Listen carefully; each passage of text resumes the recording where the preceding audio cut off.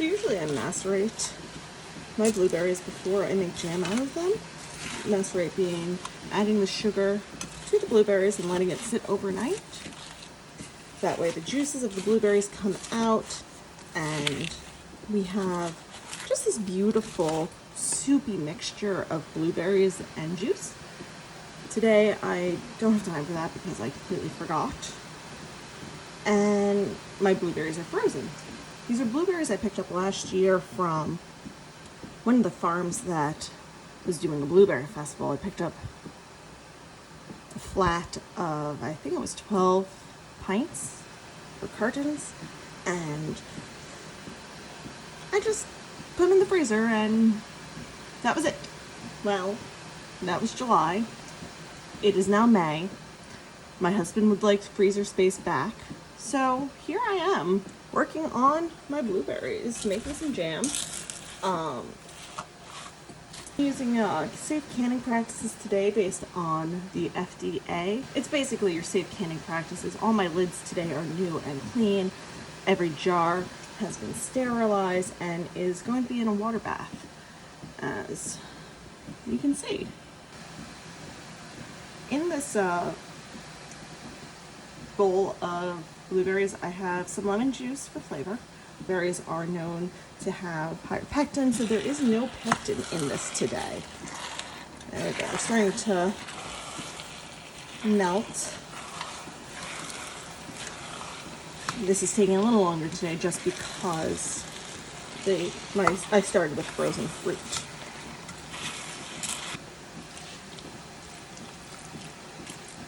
Well, yes, this is not, in fact, a water measuring cup. It's just it's for dry ingredients, but because this is not an exact science for how much water to add to get it started and get it going, I figured it was just enough. I don't need to dirty another bowl. Now in here I have my candy thermometer, which I'm going to move so that you can see it better. This is just a straight blueberry jam. What makes it a jam over a jelly? I'm not straining out the pulp. Jellies are just the juices with sugar and pectin as needed. Just leave this until it comes to a boil.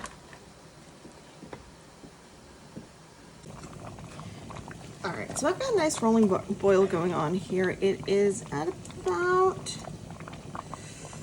215 degrees, so I'm just going to test it. Usually what I would say, or most people say, is put a plate in the freezer and wait for it to get nice and cold before you start making it, or put some metal spoons. I did not do that. So what I did was I grabbed one of a frozen food that I picked up a while ago, and I'm taking a little bit here. Note that the food is in a aluminum foil wrapping, which does the same thing. So I have a little bit of the juice here. I'm just going to put it on there. Okay, yeah, sure, we had some run away. It's not quite done yet. And you can see that it did not hold its shape. Oh, that time it did. But it still needs about another few minutes at a rolling boil. And then we'll test again. I grabbed a spoon and threw it in the freezer just to see, because, well, I don't want to keep kind of destroying that other food thing. Alright, we're starting to get there because we got a pretty clear spike, but it's still coming back together, so I'm just going to let this go for another about a minute, minute and a half. So I'm going to just pop in quick and point out the foam here on the side.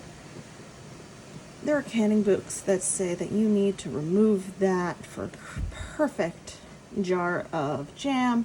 That way there's no foam and everything is perfect when you gift it or give it away. This is for personal use. This is my jam. It's going to be enjoyed by my family, probably mostly me, my husband, and my sister. And you know what I have to say about foam? It's delicious. You can scoop this off, put it in its own little like ramekin, and enjoy that later. Or you can remember this is a homemade product. This is something that you are making with love for your family.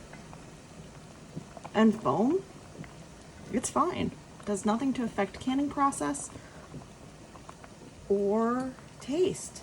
The only time I will ever remove foam is if I'm entering it into a county fair. Because that is one thing that most county fairs actually do look at. They look at your jar from the seal to first look when you open it, and then taste and texture. So all these jars are half pints. They're 8-ounce jars. So I'm going to just use my good old 1-cup scoop.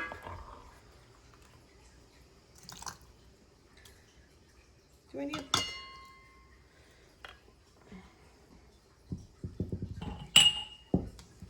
You're gonna want to come pretty far up into the jar. Only give it about 4th to an 1/8 inch headspace so that it can and seal properly.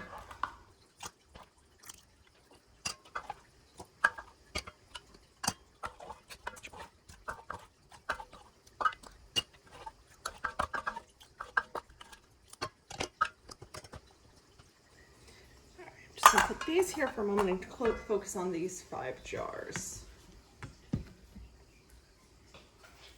So as you can see with a few of them, they do need a little bit more. So what I'm going to do is I'm going to take a little bit into my scoop and then just top it off.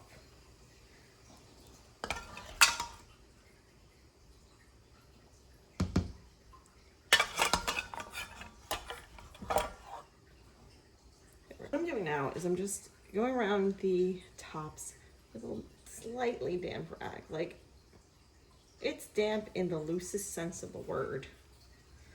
Just going around, moving any debris that has been caught on the seal. Why am I doing this? To prevent the seal from not taking. Is this a 100% guaranteed method into not having jars that you have to enjoy immediately? No. But it helps. It ups your chances. Have I canned in the past and didn't get good seals because madness? Yes. But you do what you can to get good seals, because that way, come December, when you're just wanting that nice summer taste of blueberries, you will have jars of jam that have not gone bad. If there's any interest, I will do an intro to canning series, which I could probably end up doing anyway. That one just had a lot of extra debris on it. All right. On my little canning rack, these are going to be dropped into a pot of boiling water. It's called a water bath canner. And I'm going to, once it comes back to boil, when it's nice rolling boil, I'm going to start a timer for 15 minutes. We'll be back. I just pulled these out of the canner. They were in there for, I'm going to say about 25 minutes, because it took about 10 minutes for the water bath canner to come back to boil, and then 15 minutes to seal the cans. They're going to stay in the canning rack here on the counter until they're cool, or tomorrow afternoon. If I have to move them, they're in the rack to make life easier. I can just bring the things back up and move them.